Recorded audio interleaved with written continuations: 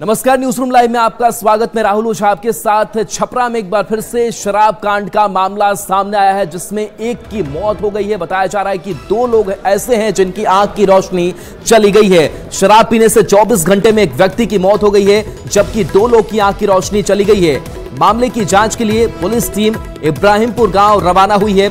SP Kumar Ashish खुद पूरे मामले की मॉनिटरिंग कर रहे हैं। बताया जा रहा है कि इब्राहिमपुर गांव में शराब पीने से 3 लोग की तबीयत बिगड़ी थी, जिसमें एक व्यक्ति की मौत हो गई है, जबकि 2 की आंख की रोशनी चली गई है। इससे पहले भी मशरक में 2022 में शराब कांड हुआ था, जिसमें 38 लोग की मौत हो गई थी। शराब कांड के सामने आने के बाद छपरा और सिवान पुलिस अलर्ट मोड में दिख रही है और प्रभावित इलाके में छापेमारी की जा रही है। कहाँ से शराब मिला? शराब सर हमको ये नहीं मालूम शराब कहाँ से मिला है। कहाँ पिए थे? हम घर पे पिए थे। घर में पिए थे? कौन लाके दिया था आपको? बड़े भैया। बड़े भैया थे? क्या नाम उनका? नहीं, बड़े लड़के पापा के लड़का दिए थे। क्या नाम उनका? इस्लामुद्दीन। इस्लामुद्दीन। अभी वो फिलहाल नहीं है। वो शराब पी के मर गए? हाँ। क्या नाम हुआ? आलम अंसारी। क्या भी रहा घटना? घटना ये रात में सर मछली मार रहे थे, और मछली मारने में तो कहाँ से दारू आया क्या हुआ अब वो सब वही जानते हैं। पीने के बाद ये सबका हालत गड़बड़ होने लगा। तब हम लोग पूछे क्या हुआ है, तो ऐसा बात है। तब हम लोगों को पता चला। अभी क्या स्थिति है? अभी स्थिति तो वही है, मतलब तबीयत खराब। एक का तो डेथ हो गया और 2 का ये मतलब कि तबीयत खराब हो गया है। इलाजरत है। इनके द्वारा बताया जा रहा है कि बीते रात जो है 3 व्यक्तियों ने नशे का सेवन किया था, और इन्होंने कहा जो नशीला पदार्थ इनको दिया गया था, इनके जो चचेरे भाई हैं उन्हीं के द्वारा दिया गया है, और उसके सेवन करने के बाद इनकी तबीयत खराब हुई है। अभी तो ये आउट ऑफ डेंजर लग रहे हैं।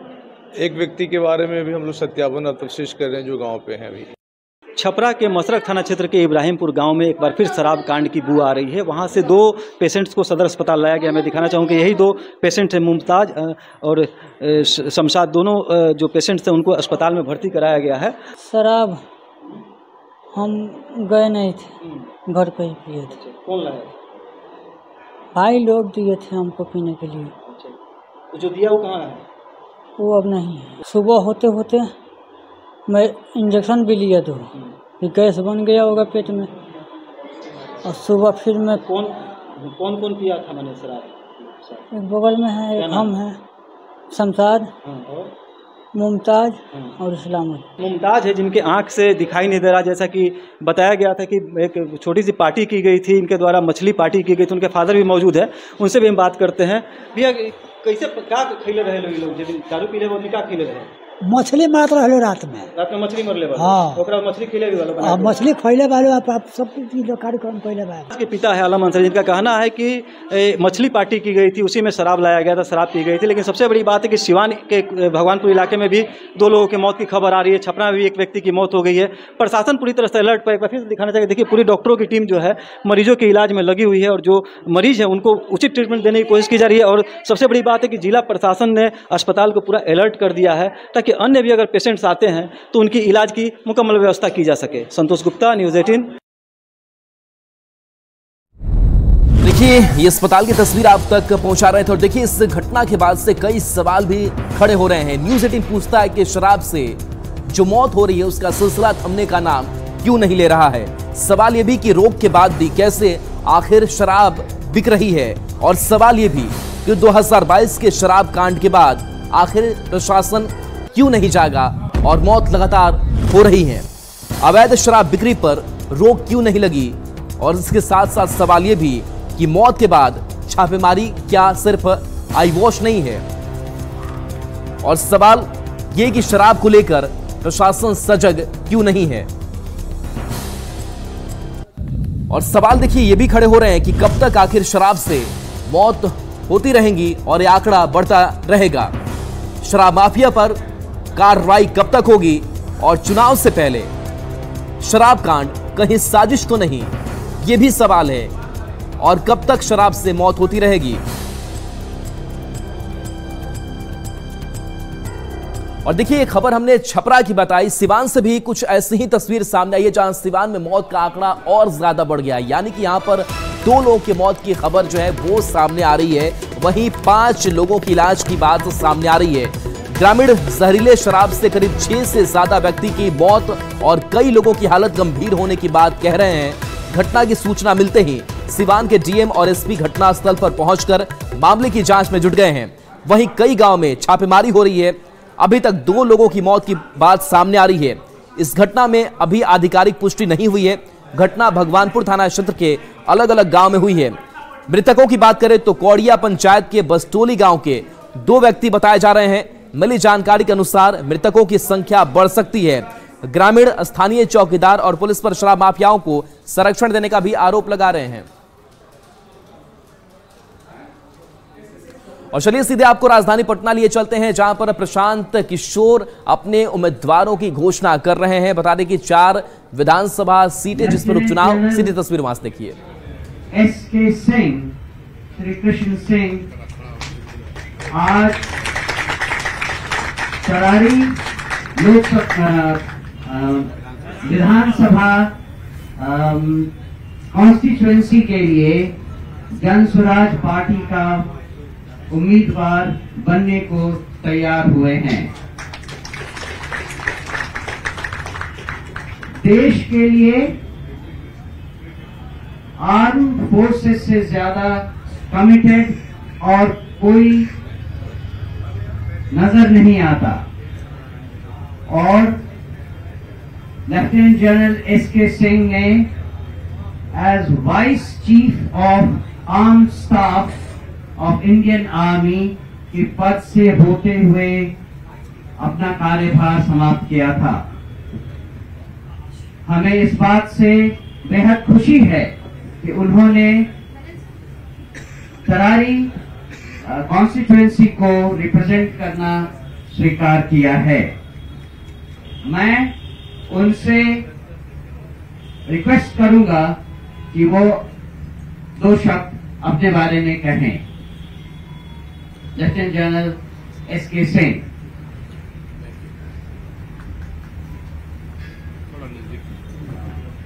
प्रिय प्रेस के भाइयों और बहनों, कुछ दिन पहले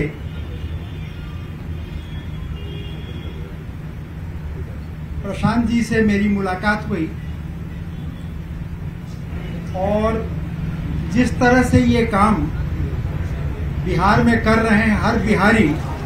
और देखिए जन स्वराज ने अपने प्रत्याशियों के नाम का ऐलान कर दिया है। बता दें कि तरारी से जन स्वराज के प्रदेश अध्यक्ष बताया मनोज भारती ने इसकी घोषणा की है कि तरारी से रिटायर्ड लेफ्टिनेंट जनरल उम्मीदवार श्री कृष्ण सिंह, इनका पूरा नाम जो है वो बताया जा रहा है। तो देखिए त्रिकोणीय मुकाबला जो है इस विधानसभा उपचुनाव में देखने को मिल सकता है। और इस बीच पटना से एक और बड़ी खबर का रुख कर लेते हैं। बता दें कि खबर यह है कि तेजस्वी यादव की जो यात्रा चल रही है वो यात्रा रद्द होने की बात कही जा रही है। इस वक्त की जो बड़ी खबर बता रहे हैं आप तक कि आरजेडी सूत्रों से यह खबर है कि तेजस्वी यादव की यात्रा रद्द हो सकती है। दूसरे चरण की यात्रा रद्द हो सकती है। बांका जमुई के बाद यह यात्रा रद्द हो सकती है। बिहार में उपचुनाव हो रहे हैं। झारखंड महाराष्ट्र चुनाव पर यह फैसला लिया गया है। चुनाव को देखते हुए यात्रा रद्द हो सकती है, जो खबर सामने आ रही है। चुनाव में कम समय होने से यह फैसला संभव माना जा रहा है। तो आरजेडी सूत्रों के मुताबिक बताया जा रहा है कि जो दूसरे चरण की यात्रा तेजस्वी यादव की होगी वो रद्द होगी। अमित कुमार हमारे साथ न्यूज 18 संवाददाता जुड़ गए हैं। अमित, अब दूसरे चरण की यात्रा है वो रद्द हो सकती है और तेजस्वी यादव को लेकर के ये कहा भी जाता रहा है कि उनकी यात्रा पूरी नहीं होती है, बीच में ही वो रुक जाती है, चाहे कारण जो भी सामने आते हो।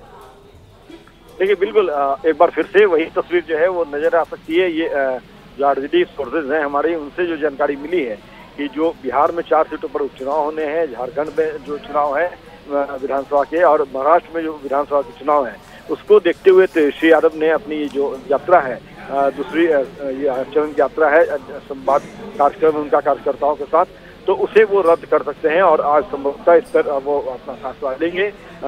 आज उनका बांका जमुई में जो है वो यात्रा है और इसके बाद आगे का पड़ाव जो है वो दूसरे जिलों में था। लेकिन तेजस्वी ने ऐसा बनाया है कि चूंकि समय कम है और पूरी पार्टी की जो जिम्मेवारी है उनके कंधे पे ही है, तो इस कारण से ये संभवतः माना जा रहा है कि तेजस्वी यादव जो है वो अपनी जो संवाद यात्रा है, कार्यकर्ताओं से मिलने की जो यात्रा है उसे वो रद्द कर सकते हैं और फिर चुनाव के बाद संभवतः आगे वो अपनी यात्रा करेंगे।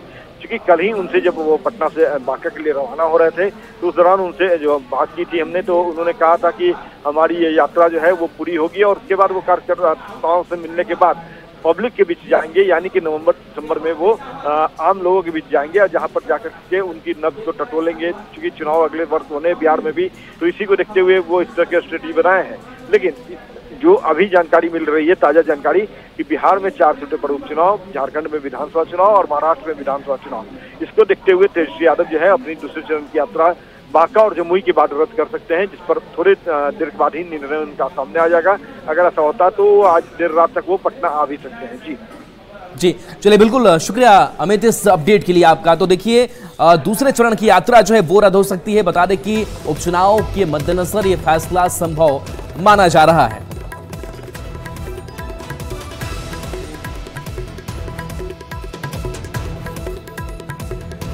और इस बीच किशनगंज से बड़ी खबर है, जहां सांसद डॉक्टर जावेद आजाद को धमकी मिली है। इस बीच एक खबर जहां पुलिस मामले की तफ्तीश करने में अब जुट गई है।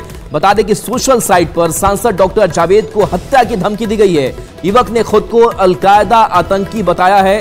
सांसद के निजी सचिव ने मामला दर्ज कराया है, शिकायत दर्ज कराई है, जिसके आधार पर अब कार्रवाई की जा रही है। पार्लियामेंट स्ट्रीट पुलिस स्टेशन में इसको लेकर के आवेदन दिया गया है। बताया जा रहा है कि युवक ने खुद को अलकायदा का आतंकी बताया है और डॉक्टर जावेद को हत्या की धमकी दी गई है।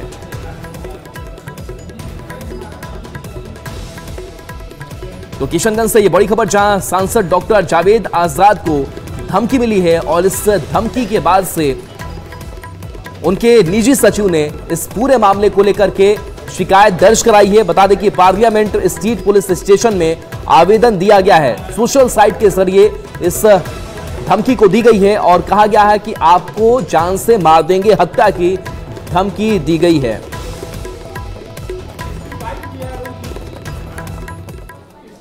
पुलिस की फाइल में व्यक्ति मृत है, लेकिन वो अपने दरवाजे पर खड़ा है। एक अजीबोगरीब यह मामला सामने आया है और जैसे ही लोगों को ये पता चला कि किस तरीके से पुलिस ने गड़बड़ी की है, तो लोग भौचक्के रह गए कि जिस पुलिस फाइल में यह कह दिया गया कि एक शख्स मृत है, उसे मृत घोषित करके पोस्टमार्टम की प्रक्रिया भी पूरी बता दी गई। ये मामला सामने आया सीतामढ़ी से, जहां पुलिस की एक अजीबोगरीब कारस्तानी सामने आई है। सीतामढ़ी के सुप्पी थाना क्षेत्र के ढेंग में पुलिस की फाइल में मृत व्यक्ति अपने ही घर के दरवाजे पर जिंदा बैठा दिखाई दिया, जिसके बाद गांव के लोगों की भीड़ जुट गई। दरअसल मंगलवार को पुलिस ने इस व्यक्ति की मौत का दावा किया था, साथ ही पोस्टमार्टम कराने की पुष्टि की थी। पुलिस ने दावा किया था कि सोमवार को दुर्गा पूजा की मूर्ति विसर्जन के दौरान जब लोग घर लौट रहे थे, तभी कुछ लोगों पर चाकू से हमला किया गया था, जिस कारण कई लोग गंभीर रूप से घायल हो गए थे, जिन्हें इलाज के लिए अस्पताल में भर्ती किया गया था। इलाज के दौरान मंगलवार की सुबह 55 साल के भरत मांझी और 50 साल के तलेवर सहनी की मौत की पुष्टि की गई है। और आज भरत मांझी के अपने घर के बाहर बैठे दिखने के बाद पुलिस की लापरवाही ये सामने आ गई। पुलिस ने भरत मांझी को अपने साथ ले जाने की कोशिश की, जिसका गांव वालों ने विरोध किया। डरगनिया मुख्य सड़क को जाम कर भरत मांझी को बंधक बनाया गया और पुलिस के हवाले करने से मना कर दिया गया। दुर्गा पूजा के विसर्जन के जुलूस के उपरांत लौटने के क्रम में जब जुलूस का विधिवत विसर्जन हो गया और जब लोग लौट रहे थे, तो कुछ युवकों द्वारा पुनः इस विवाद को हवा दी गई एवं इसी क्रम में आपसी विवाद को सुलझाने गए 2 व्यक्ति, जो दोनों पक्ष के एक लोग थे, उन लोगों को कुछ युवकों द्वारा चाकू मार दी गई, जिसमें इस क्रम में आज इलाज के उपरांत तलेवर संघी, जिनकी उम्र करीब 50 साल है, एवं भरत मांझी, जिनका उम्र करीब 55 साल है, दोनों व्यक्ति जो है अपने जख्मों को सकम कर गए और उनकी मृत्यु हो गई। विधि व्यवस्था संधारण हेतु पुलिस द्वारा तत्परता दिखाई गई एवं जल्द ही इस घटना में शामिल करीब 20 लोगों को डिटेन किया गया है। हम तो जिंदा है, हम क्या मर अहाँ के परिजन जे कहलक कि हमर आदमी मर गेल, तो केना कहलै? तो उ समय बताते हम तो जिंदा है ना, हम तो जिंदा है। वो हमरा वो मालूम नहीं, हम तो वहीं है तब ये सब इतना ख्याल कर दिया है लोग के फंसावे के लिए। अच्छा 3 नंबर के लोग के फंसा दी अफवाह उठा के। हम तो पुलिस ओकरा के दोस्त सब आयल रहे तो चेक उ कल तो लाश लाइए भगत माँ जी के तो 5 बजे आएगा, कई 2 बजे आएगा, लेकिन तो पुलिस आ रही लोग सब पूरा कहल तुमको। बड़ी खबर नवादा से, जहां पर सड़क हादसा सामने आया है। बताया जा रहा है कि स्कॉर्पियो और डंपर में टक्कर हो गई और इस चक्कर में एक व्यक्ति की मौत हो गई। स्कॉर्पियो में सवार 8 लोग घायल बताए जा रहे हैं, जिनका इलाज अस्पताल में कराया जा रहा है। पटना रांची NH 20 पर रजौली के सुगा होटल के पास की घटना है। स्कॉर्पियो सवार लोग एक ही परिवार के थे और बख्तियारपुर से रजरप्पा पूजा करने जा रहे थे। मृतक की पहचान बख्तियारपुर के राजेंद्र महतो के रूप में हुई है। घायलों में 3 की हालत गंभीर बताई जा रही है, जिन्हें पावापुरी विम्स रेफर किया गया है। बताया जा रहा है कि घर में भाई की पुलिस में नौकरी लगी थी, जिसके बाद सभी पूजा करने रजरप्पा जा रहे थे। टक्कर के बाद डंपर गाड़ी को 1 किलोमीटर तक घसीटते हुए लेकर चला गया। घटना के बाद डंपर ड्राइवर फरार हो गया, जिसकी तलाश जारी है।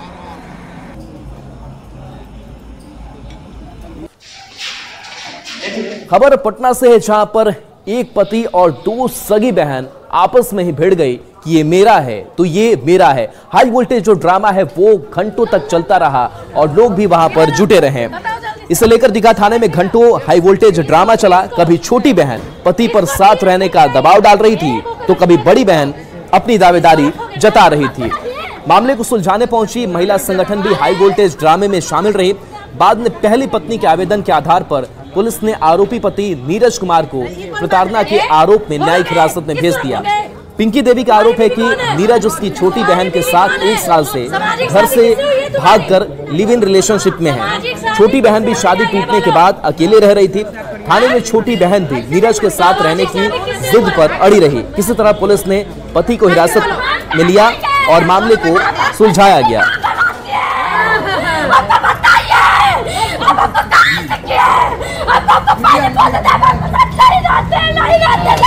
अरे तुमको बोले थे ना कि तुमको रखा है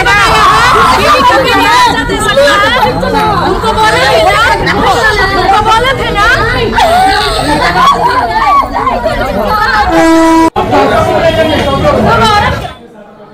खबर बगहा से, जहां पर हाथियों ने लोगों को परेशान कर रखा है। बताया जा रहा है कि हाथी पहुंचते हैं और उनकी फसलों को बर्बाद कर देते हैं और इस वजह से लोग परेशान हैं।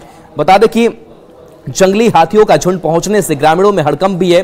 बगहा के वाल्मीकि टाइगर रिजर्व से सटे बिसहा गांव का यह मामला है। हाथियों के झुंड ने धान और गन्ने की फसल को बर्बाद कर दिया। स्थिति की गंभीरता को देखते हुए गांव वालों ने मशाल जलाकर शोर मचाते हुए हाथियों को जंगल की ओर खदेड़ दिया। ग्रामीणों की सूझबूझ से रिहायशी इलाकों में नुकसान होने से बच गया।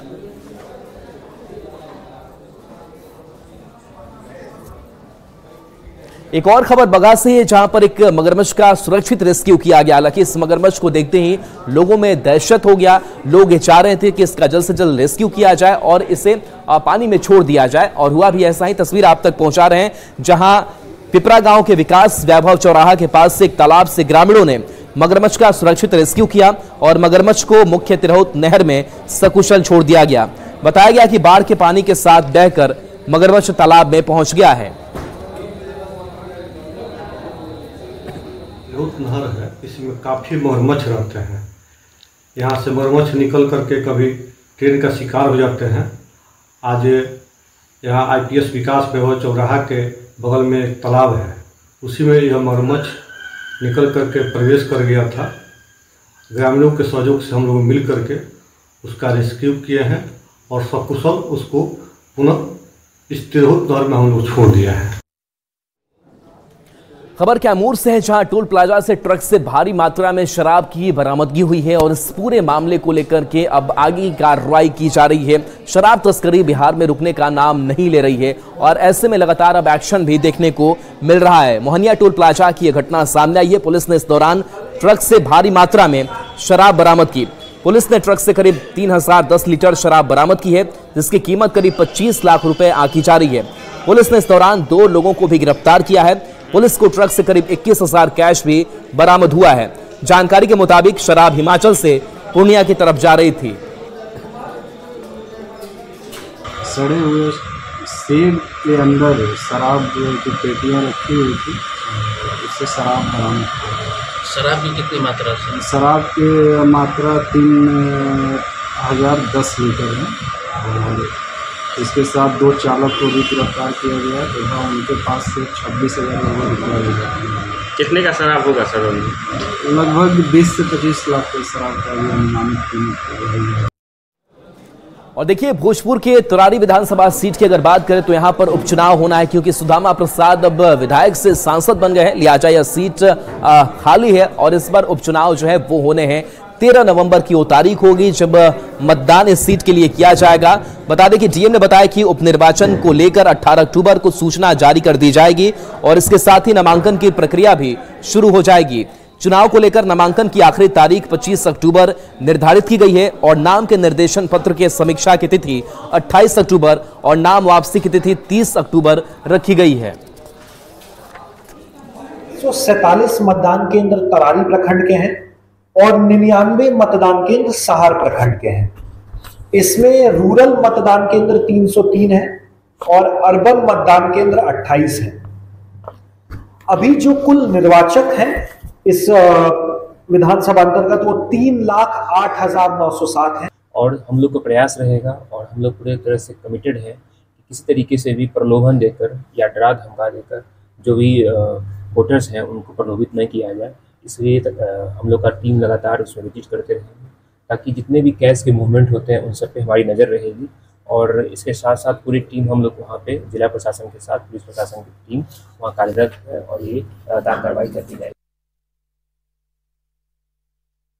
केंद्रीय मंत्री गिरिराज सिंह हिंदू स्वाभिमान यात्रा पर निकलने वाले हैं, लेकिन इस कार्यक्रम के सामने आते ही लगातार कई जगहों पर और कह सकते हैं कि कई जो पार्टियां हैं वो इसका विरोध कर रहे हैं, लेकिन इसके साथ साथ जो सहयोगी दल हैं उनके भी नेता जो हैं वो विरोध कर रहे हैं। वो क्या कुछ कह रहे हैं वो भी हम आपको बताएंगे। लेकिन जिस तरीके से इस स्वाभिमान यात्रा को लेकर के लगातार पार्टियां ये कह रही हैं कि ये माहौल बिगाड़ने की कोशिश हो रही है, लेकिन लगातार ये भी सवाल उठ रहा है कि आखिर किसी की यात्रा पर किसी के पेट में दर्द क्यों हो रहा है।